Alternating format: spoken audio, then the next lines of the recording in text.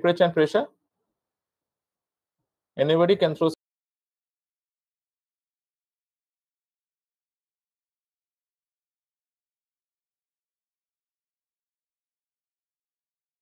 Just give a very basic idea of a supercritical power plant. Okay, so what happens is that at supercritical temperature, that is at critical pressure and temperature, if you remember your chemistry classes, that water directly becomes steam, correct? So if the means as the pressure increases, the boiling temperature of the water also increases, and the latent heat of vaporization of the water decreases. So if we further increase the pressure and temperature, it will lead to a point where the latent heat of vaporization would be zero. That is, there is no boiling. So what is happening at that pressure and temperature? The water directly becomes steam. Okay, so this is our critical pressure and critical temperature.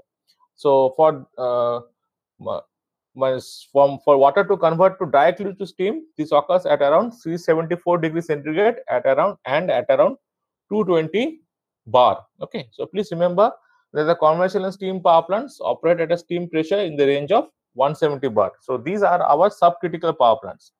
But nowadays, new generation of power plants operates means the new generation power plants operate at pressures higher than this critical pressure. So these are supercritical power plants where the operating pressures are in the range of please remember 230 to 265 bars. Okay, so we know that this thermal power plant is basically depending upon the Rankine cycle, and the efficiency of the Rankine cycle depends on the pressure at which it operates. So obviously, higher pressure and temperature increases the efficiency of the thermal cycle and obviously of the power plant.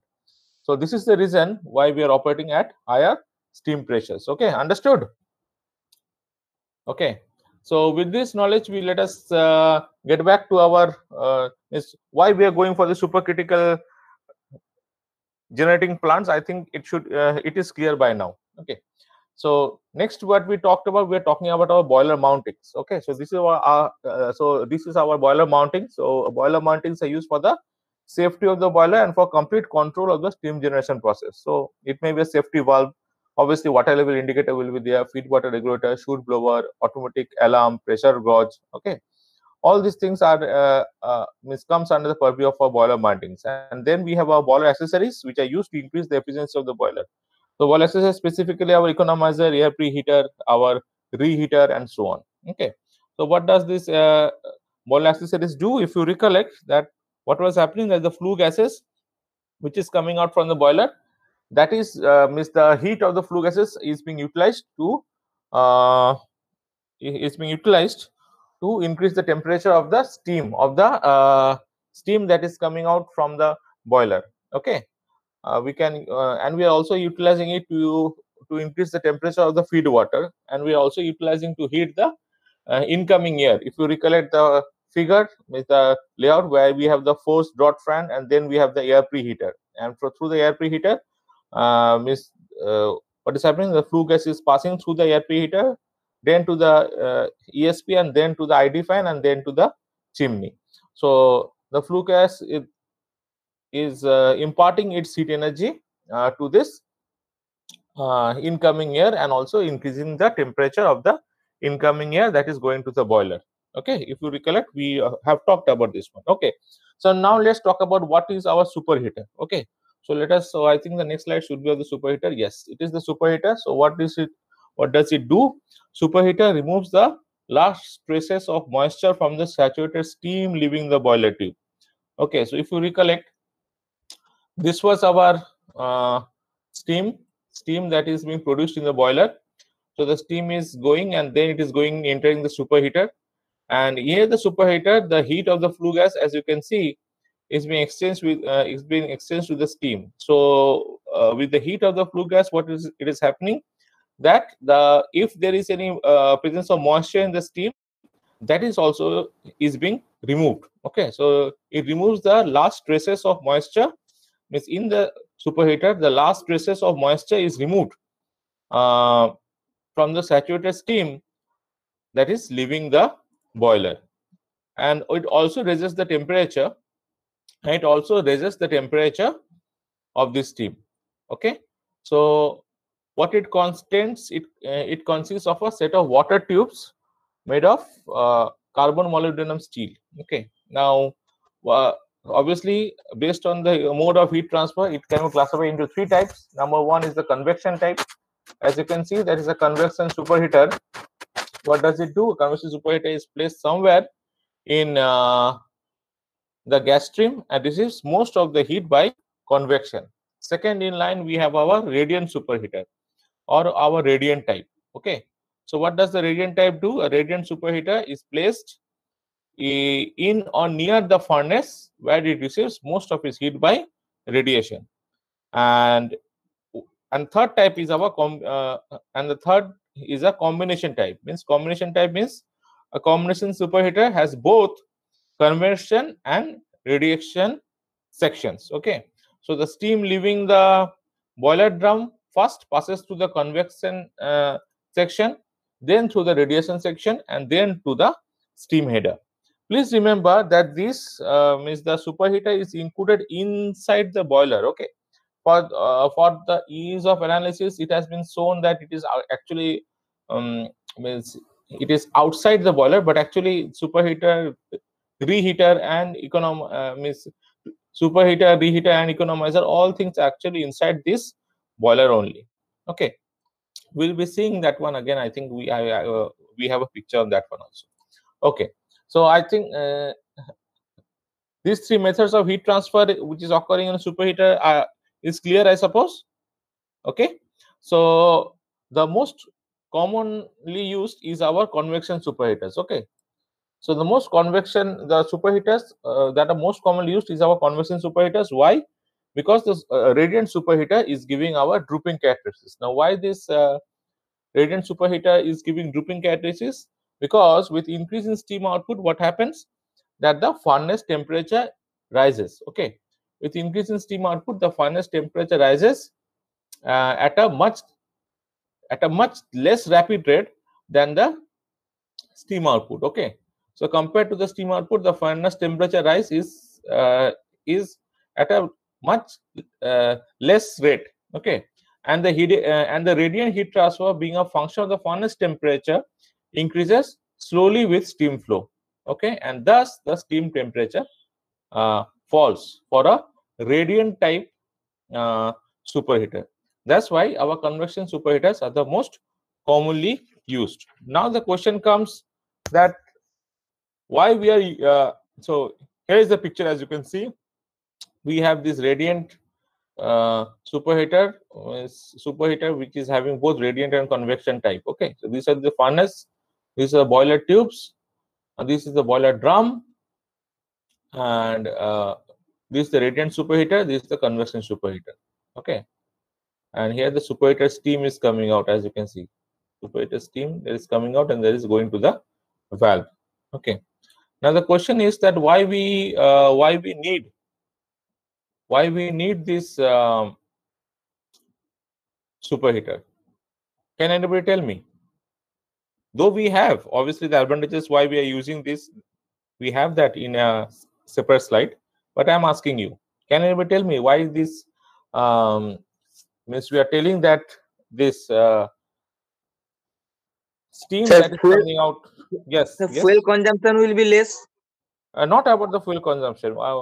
Means I could not complete my question actually. The question was that why we are saying that the last traces of moisture should be removed from the saturated steam.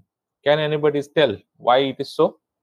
Moisture at a very high speed can cause damage to turbine. Correct. Means it will be causing mechanical resistance. Okay. So what happens is that it will causing mechanical resistance to the turbine blades. So so in the long run, what it can do is that there may be corrosion of the turbine blades. Okay, so to avoid corrosion only of the turbine blades, we are making the steam as dry as possible. Okay, that's why it is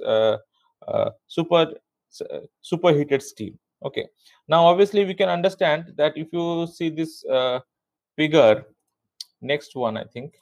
Yes, so as you can see that the first of all that steam is expanding in the high pressure portion of the turbine.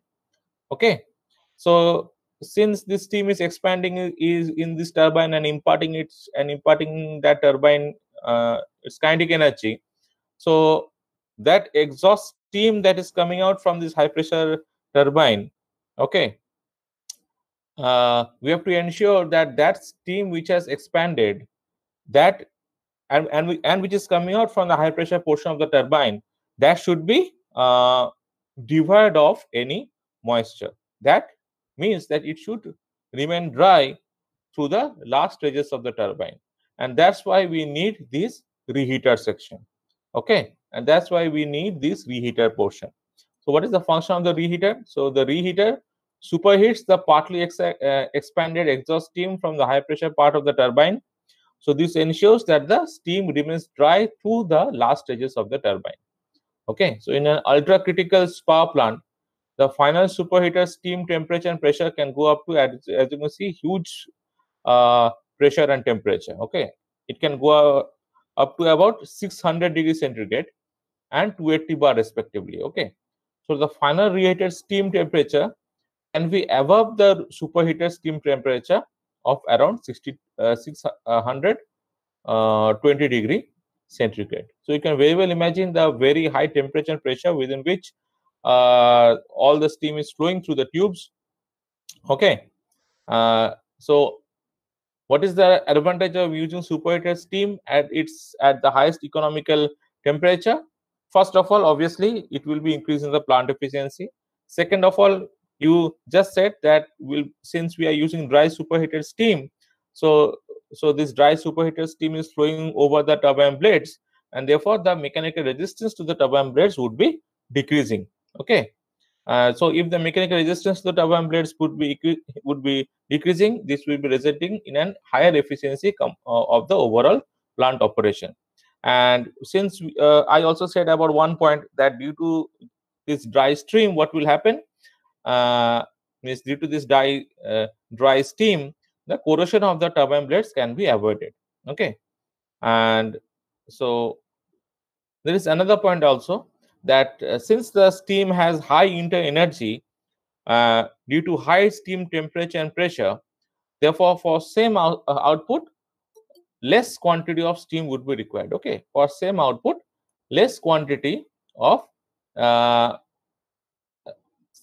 steam would be required. If that is the case, then what will happen? That the size of the boiler would be reduced. Okay, I'm again repeating. So I think we have a slide on. Yes, here is the slide. So first of all, it will be increasing the plant efficiency. Second, as you can see, that the steam has high internal energy due to high steam temperature and pressure. Therefore, for the same output, less quantity of steam would be required. And since less quantity of steam would be required, that means the size of the boiler would be reduced. And obviously, third and fourth point I have just said. Okay, I think it is clear by now. Any questions till now? I hope not. Okay, so next in line what we had, if you so next in line is our economizer. Okay, so what is the economizer? So this is our economizer. Here is the economizer. So what it does, it utilizes the heat energy of the flue gases coming out from the reheater to increase the temperature of the feed water entering into the boiler. So as you can see, this is water in, water is flowing through these tubes, and we have this is the gas is coming in. Okay, that is our flue gases is coming in from the reheater. Okay, from the reheater, and then it is going out. Okay, so what is the function of this particular economizer? So obviously, as you can see, that is the use of economizer results in obviously it results in saving coal consumption. Okay, it results in saving coal consumption because we are utilizing the heat energy of the flue gases to heat the feed water that is going into the boiler. Okay, so obviously the boiler efficiency will be also increasing, but as you can understand that this portion or this economizer would be requiring a separate construction, because of which the cost would be increasing. Okay, because of which the cost would be increasing. Okay, so if the cost is increasing, so obviously it needs extra investment. Okay, so it will be needing extra investment. Moreover, since this is a separate part of the boiler actually, so it will be requiring maintenance also. Okay, so the maintenance cost will be increasing, and obviously since this is also a part of our boiler, so the additional floor area would also be increasing. Okay, so the additional floor area would also be increasing. Okay, so the construction of this, what is the construction of this economizer? So large number, small diameter, thin walled tubes. As you can see, thin walled tubes are placed at the two ends, are placed between the two ends. Feed water enters the tubes through one end and leaves to the other end. The economizer chamber should be leak proof against air filtration. So here is the economizer. So here, see the flue gases, the blue line, it is entering from the reheater, it is going into the economizer.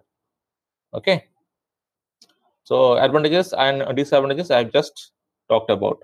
Okay, so this is a typical picture of a flue gases going in, flue gases going out, feed water in, feed water out, and this is the economizer tubes with gills or fans. These gills are just placed to again so that to increase the heat exchange area. Okay, so that more amount of heat from the flue gases can be extracted, and thus the water that is flowing through these tubes can be heated. Okay, so one thing has to be remembered, that the water that is going into the economizer, that should be pure. Number one, yes, because that water is basically the feed water, and that is coming from the water treatment plant, so it has to be pure. Otherwise, what would have happened? The same problem that we had for our boilers also, no, scale might be formed inside the tubes. So the water should be pure, and the temperature of feed water at the inlet should be sufficiently high. Okay, so how can we ensure that the temperature of the feed water at the inlet should be sufficiently high? We are ensuring that by the use of this high pressure heaters. As the feed water is after the boiler feed pump, it is passing through these high pressure heaters, and that's why the temperature of the feed water at the inlet of the economizer should be sufficiently high. And this, and obviously that the economizer chamber should be leak proof. That is, there should not be any sort of leak. Otherwise, there is a chance of obviously there is a chance of the economizer not working fully to its capacity. Understood? Yes, just points are again written here. I hope you have understood our this portion. Any questions till now? No, sir. Okay. So yes, we are talking about this air and gas circuit only. So we'll be talking about this FD. Sorry. Okay. I think this is visible. The slide is visible now. Yes, sir. Yes, Okay. sir. As you can see in the last part, there's the air and gas circuit. So we are talking about our superheater, reheater, economizer, and next in line is our air preheater. Okay, we're talking about this FD fan and ID fan later. We'll be talking about draught systems. That is our induced draught, forced draught, and why are these draught systems are present in a particular section. Okay, means they are present in a particular power plant. We'll be talking about it later. Okay, so in the air and gas circuit, we have talked about superheater, we have talked about reheater, we have talked about here the reheater spelling is wrong. I hope you have understood. Okay. Okay. Yes. Heater. Okay. Then we had our economizer. Then we had our air preheater. Okay. So next in line after the economizer, the gas circuit, that is our flue gas circuit, goes into our air preheater. Okay. So let us talk about the air preheater. So and that one is in our next slide. So I'm stopping the presentation and I'm presenting the next slide. Okay.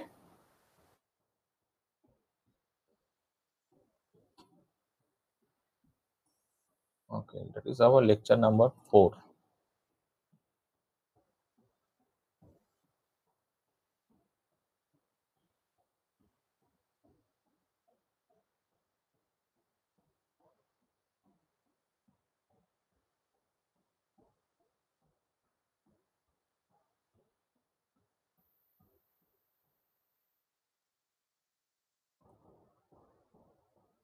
Okay, I'm sharing the window. I think it should be visible by now.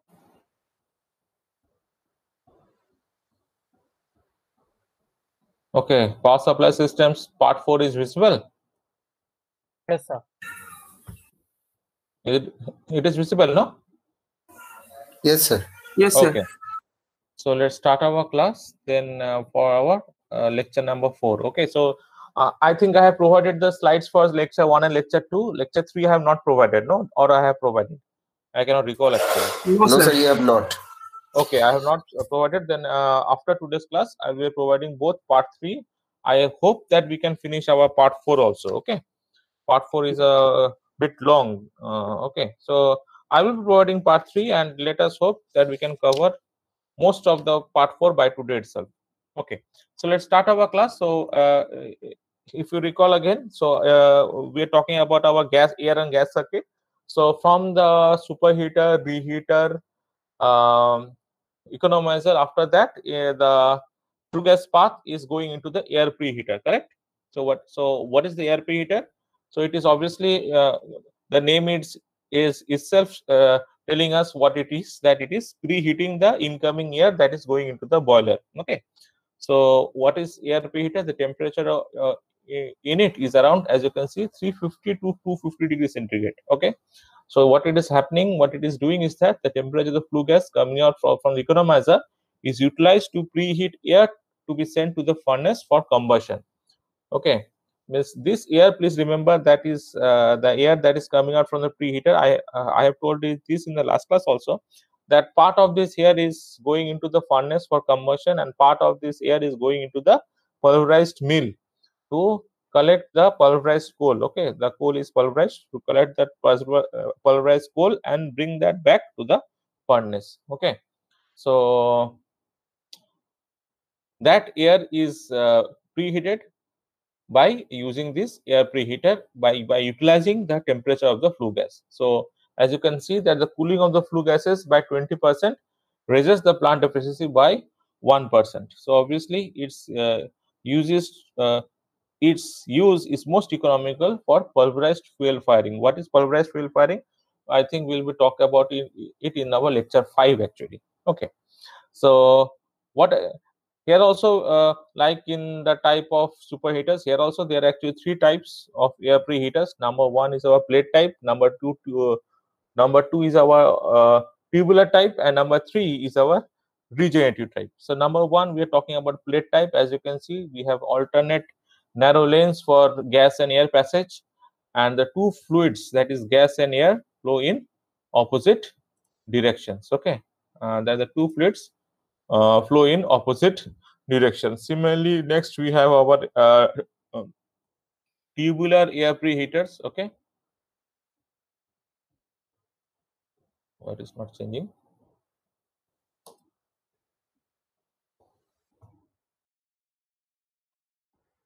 But I think my PowerPoint has some problem.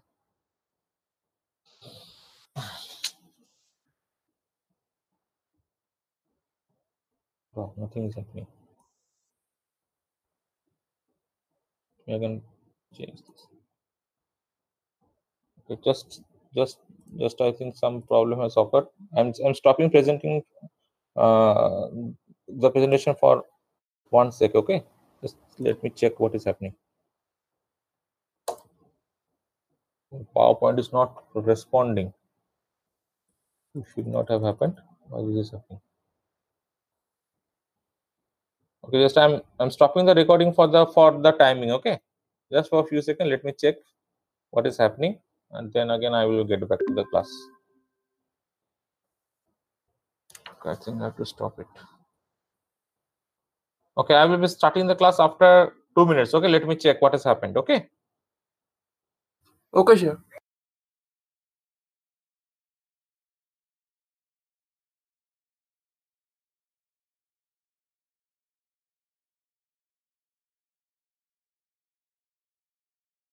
Okay, so let me start again.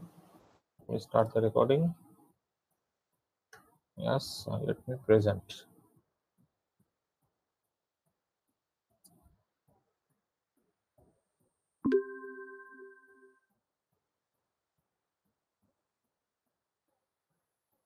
Okay.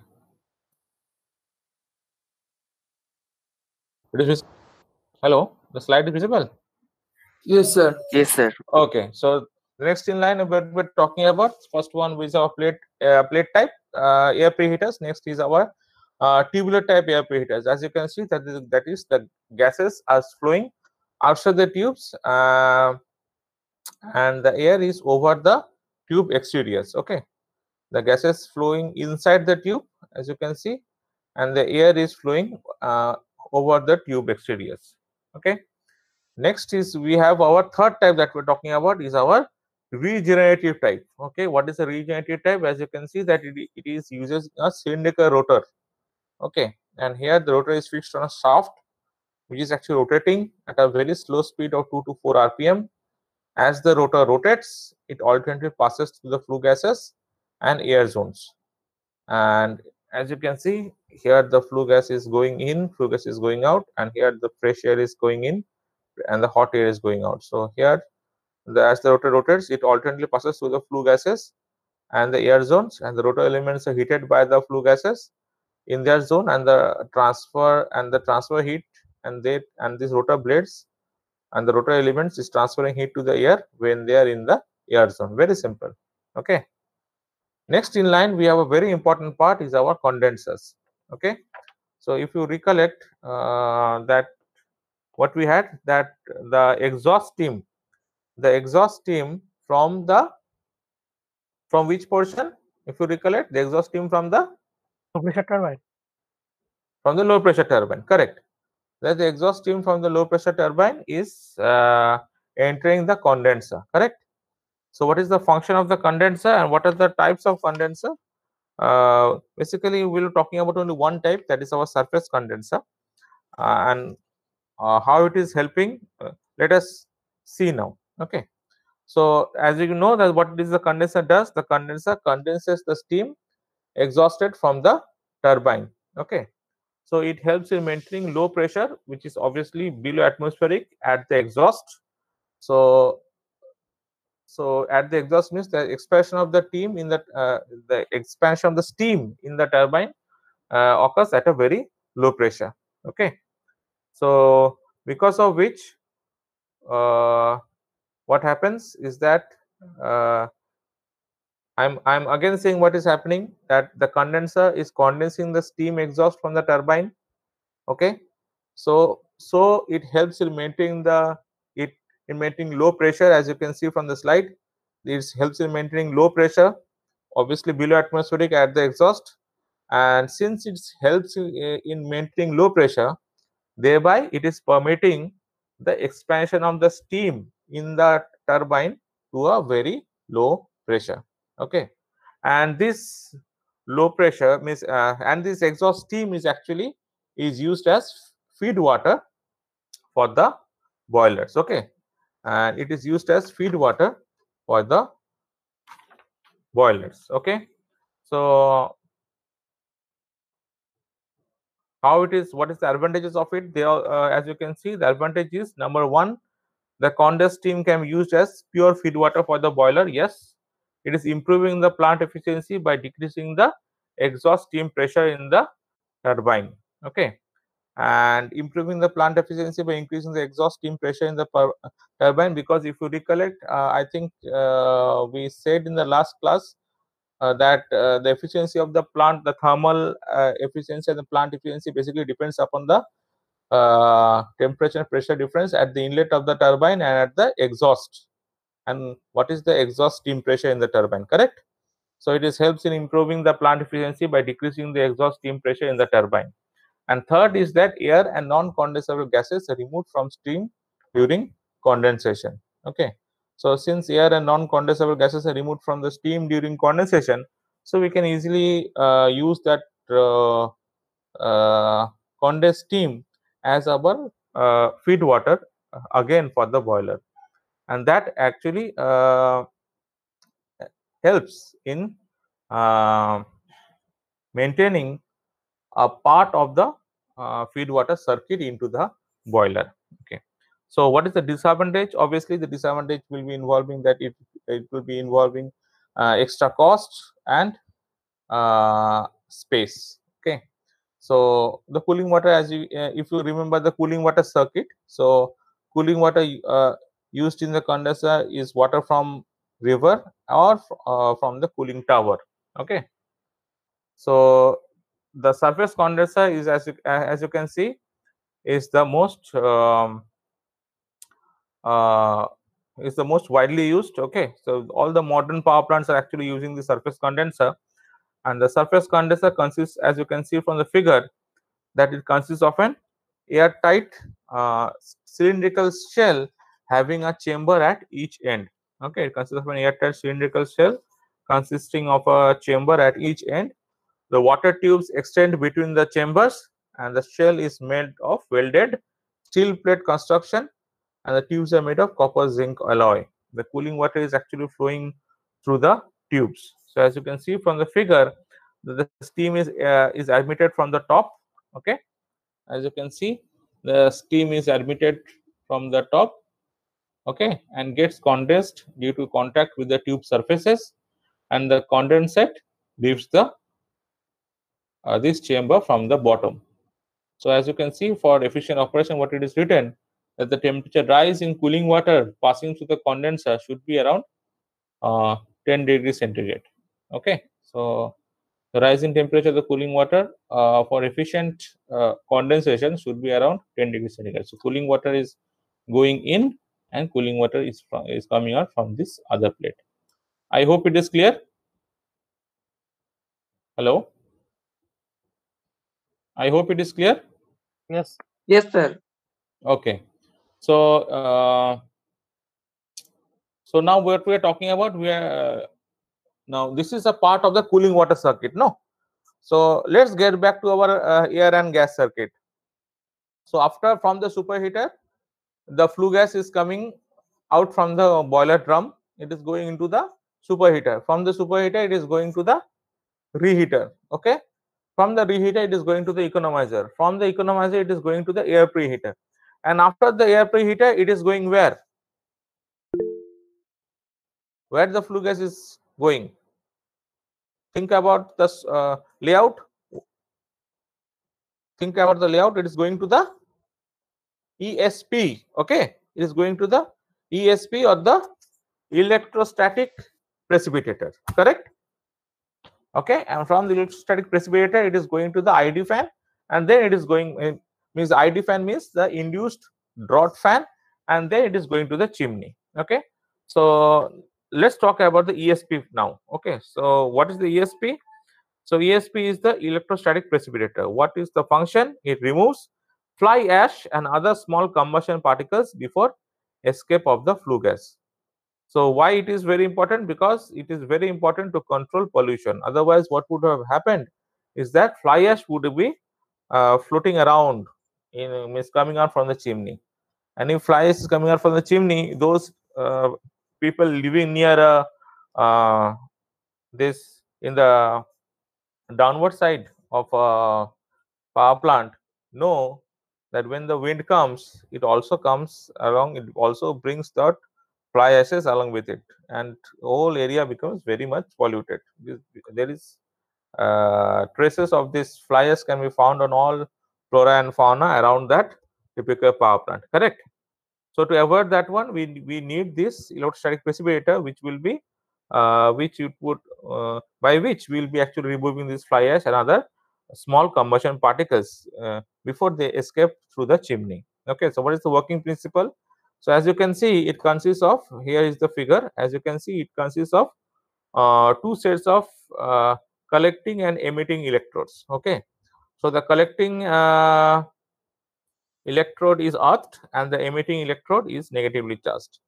So at high voltage, what is happening? At high voltage, an electric field is existing between these two electrodes. Okay, at high voltage, an electric field is existing between these two electrodes, which will ionize the gases, the gas molecules, which in turn, after cohesion, imparts the charge to the dust particles. Okay, so now what will happen, that since the dust particles are getting charged, so these charged dust particles will be collected by the collecting electrodes. Okay, I'm again repeating what will happen. So here it is also written here actually. So at high voltage, an electric field exists between these electrodes, which ionizes the gas molecules, which in turn, after cohesion, imparts the charge to the dust particles, and the charged dust particles are collected by the collecting electrodes. So as you can see that the high voltage system maintains negative potential of around 40 to 80 kilovolt DC between the electrodes, and the collecting electrodes have a large surface area, and the accumulated dust falls off the electrodes when it is tapped mechanically. So if you ever visit a power plant, you will be able to hear these sounds. Means when the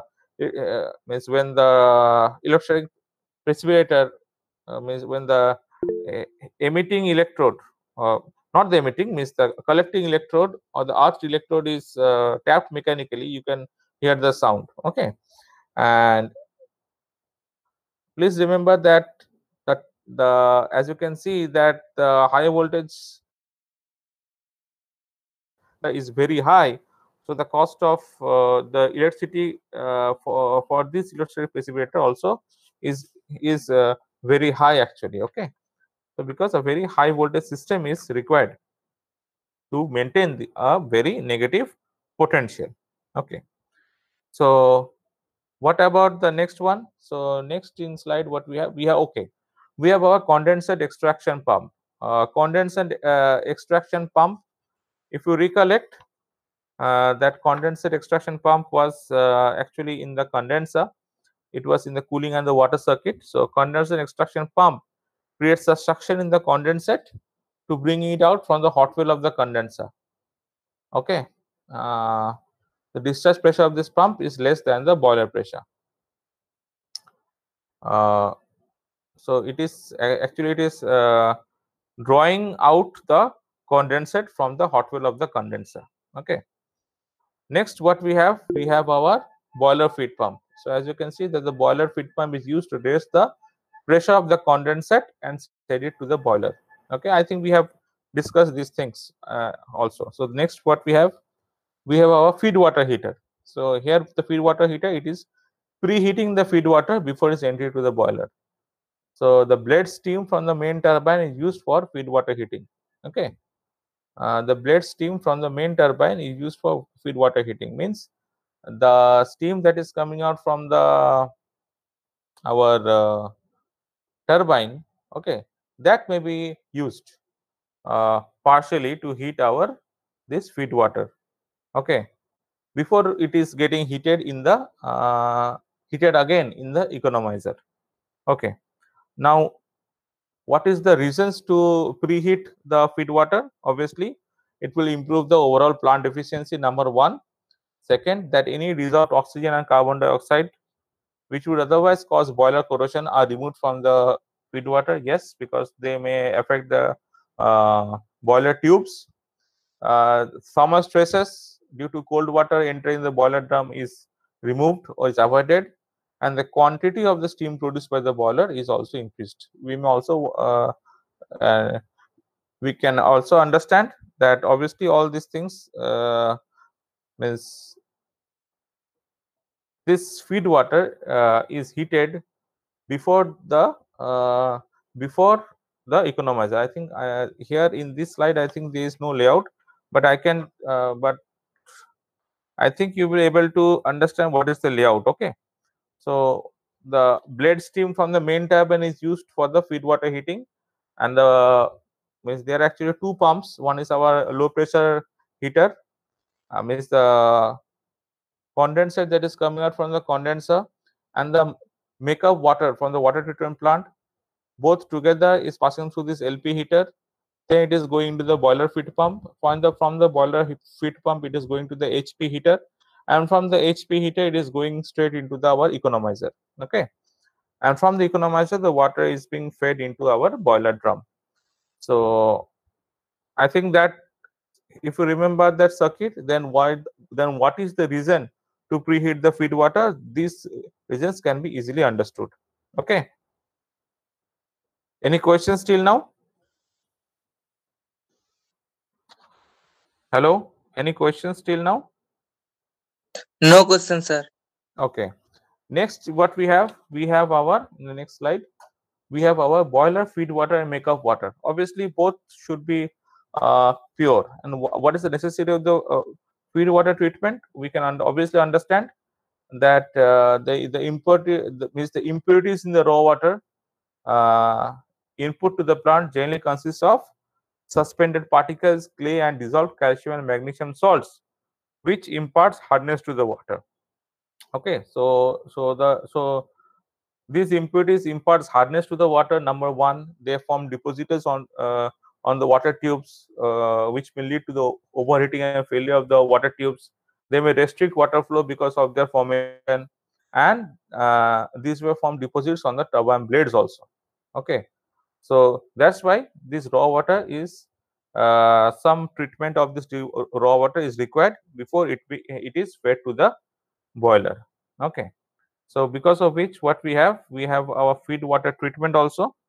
So what is done in feed water treatment? So we have our filter beds, which is removing this suspended particles and clay from the water.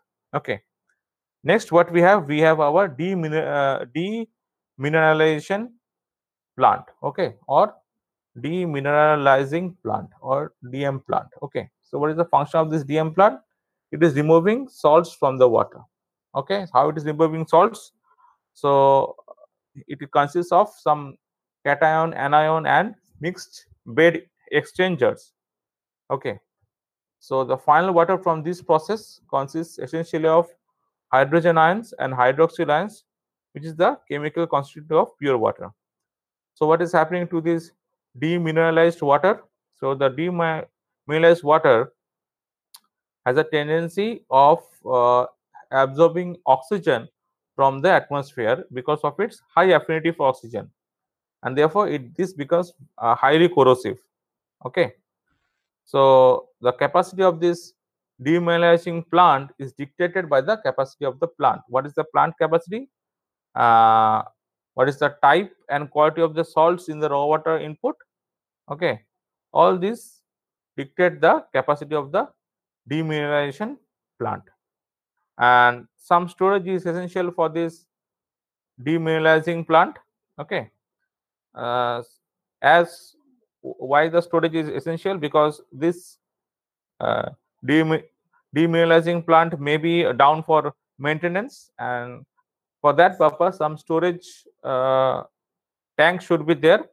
So a storage tank is installed for this DM water, or this demineralized water. Okay, which is continuously withdrawn for the boiler makeup purpose. Okay, and so as you have just known from point 2 that the DM water is highly corrosive, so obviously we'll be using PVC for the storage tank for this demineralized water, so that means, as we know that PVC is not affected by the corrosive water. Okay, and the piping and the valves are generally made of stainless steel, and sometimes whatever we use a steam blanketing arrangement, or a stainless steel donut float is provided on the top of the water to avoid contact of the water with the atmospheric air. Okay, so what I've just told you, all this is written in our point 4 and 5. Okay, so all these things can be again seen by through this figure. I think, yes, here it is. So demineralizing plant, so removes mineral salts from water by using the ion exchange process. So water is coming from the filter bed. What does the filter bed do? It removes suspended particles and clay from water. Correct? We just saw that one in our previous slide only. Okay, so water is coming from the filter bed. So from the filter bed, it is passing to the activated carbon filter. From there, it is passing through these bed exchangers. That is, it should be strong. Okay, it will be strong acid cation. Then it is passing to the degasser. Then it is passing to this weak base anion. Then it is passing again to the strong base anion. Then it is passing to the mixed base exchanger, and finally the final water that we are getting, which is essentially, which is consisting of hydrogen ions and hydroxyl ions. Okay, and that is our demineralized water, and that is being stored in this demineralized storage tank. Okay, what is this ACF? That is activated carbon filter. It is used to remove contaminants. It is used to remove contaminants in natural material derived from a coconut shell, lignite, bituminous coal. Okay, so that is what an activated carbon filter is, which is removing any type of contaminants which is present in the water. Okay, understood till now? Okay, please remember that when we are not going to the details of how each and every one is operating, we are trying to understand the basic operation. Okay, we are trying to just to understand the basic operation of each and every equipment. If we are to dive into each and every portion, so obviously we can understand that our we will not be able to complete our syllabus, and there's no point also, because ultimately the things we are will be we are interested in how they works, and how, and we are, we are more interested in how they works actually. Okay, well, and that's why we are not going to the details of that one, because otherwise the syllabus will not be complete. Understood? I hope it is clear. Okay, so next in line we have our another term. I think I told that in the water flow circuit, we are talking about the water flow circuit. There is another portion in the water flow circuit which is known as our deaerator. I think I told that in our first class or the second class. Okay, so what is the function of the deaerator? Let us see that one. Okay, so what is means this boiler feed water should be divided of air and other dissolved gases, particularly corrosive ones, and obviously in order to avoid corrosion of the boiler tubes, we can understand that. And the function of the deaerator is to remove this air and other dissolved gases from the boiler feed water. So how it is designed? I think we have a picture. Okay, here is the picture. As you can see that a deaerator typically includes a vertical doomed deaeration section. Okay, so this is a vertical doomed deaeration section mounted on top of a horizontal cylindrical vessel. Okay, this is the vertical doomed deaeration section mounted on top of a horizontal cylindrical vessel. Okay, so this cylindrical vessel serves as the deaerated boiler feed water storage tank.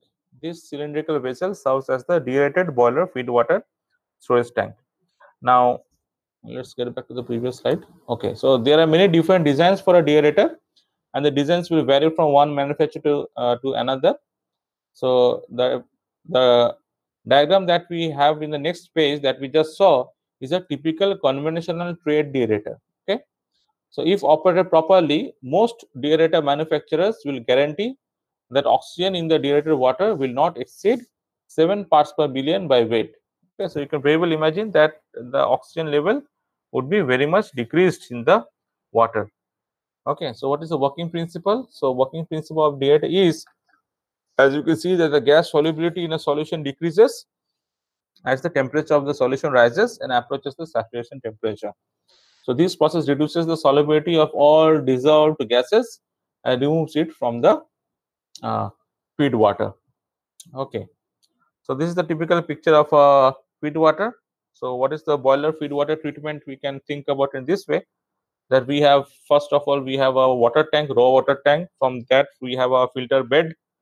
From the filter bed we have our demineralizing plant. From the demineralizing plant we have our deaerator, and from the deaerator it is going to the boiler feed pump, and from the boiler feed pump it is going into the boiler. Obviously we have our economizer, preheater, means air heaters, not air heater, means our high pressure and the low pressure heaters of this boiler feed, of this feed water in the circuit also. But if we just talk about only the boiler feed water treatment, then this is the typical boiler feed water treatment. Okay, so as you can see that we are talking about that we are increasing the temperature of the solution, and we are approaching the saturation temperature. So the feed water is sprayed in thin films. Okay, the feed water is sprayed in thin films into a steam atmosphere, allowing it to become quickly heated to saturation. Okay, allowing it to quickly heated to saturation. Okay, that is how we are actually increasing the means approaching the saturation temperature in of the water. Okay, and this is the working workflow of boiler feed water treatment that I just said. I hope it is clear till now. Yes, sir. Okay. Next, what we have our steam turbines. Okay. Now we are entering into the most important part and the last part for today. Okay, we'll be stopping here itself for today. We're stopping at steam turbines only. Okay. So what we have our steam turbines. So what is happening? Okay, here. So the expansion of the steam in the turbine causes its heat energy. What is causing? That it is causing its heat energy to be converted into mechanical energy at the turbine shaft. Okay. Okay. So what is so how we are now controlling? So as so when you're talking about the steam turbine. Okay. So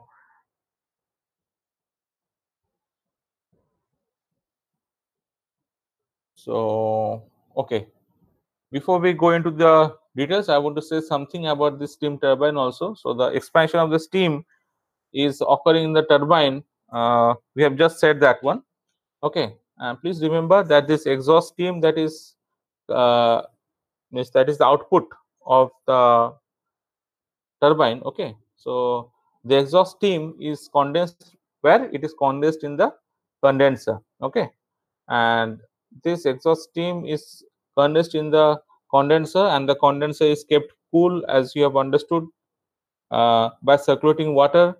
And keeping the condenser cool actually helps to condense the exhaust steam, thereby creating a pressure temperature difference, and both of which will help to improve the conversion ratio from steam to our water. Okay. So let us see that how the expansion of the steam is actually impacting the turbine, or uh, what we can say that how the expansion of the steam in the turbine is causing its heat energy to be converted into the mechanical energy at the turbine shaft. Okay. So actually there are two types of turbines. Number one is an impulse turbine, and number two is our reaction turbine. So what is the first one? As you can see, impulse turbine, the steam expands in stationary nozzles, attains high velocity, and impinges impulsive force on the moving blades to let the turbine shaft rotate. They have very high speed. Okay. So impulse turbine, I'm again repeating the steam. I think we have a figure. Next slide. Yes, as you can see, in the left hand side we have a impulse turbine, and the right hand side we have our reaction turbine. So the steam expands in stationary nozzles. These nozzles are stationary. Expands in stationary nozzles, attains high velocity, and impinges impulsive force on the moving blades. It is impinging impulsive force on the moving blades to let the turbine shaft rotate. They have a very high speed. Okay. What about the next one? Or the next one, we have a reaction turbine. What it states: the steam is partially expanded in the stationary nozzles, and the remaining expansion is over the moving blades. Okay. So here the difference is that part of the steam is expanded in the stationary nozzles, and the remaining expansion is over the moving blades. So thus there will be a reaction force on the moving blades to set the turbine shaft rotating.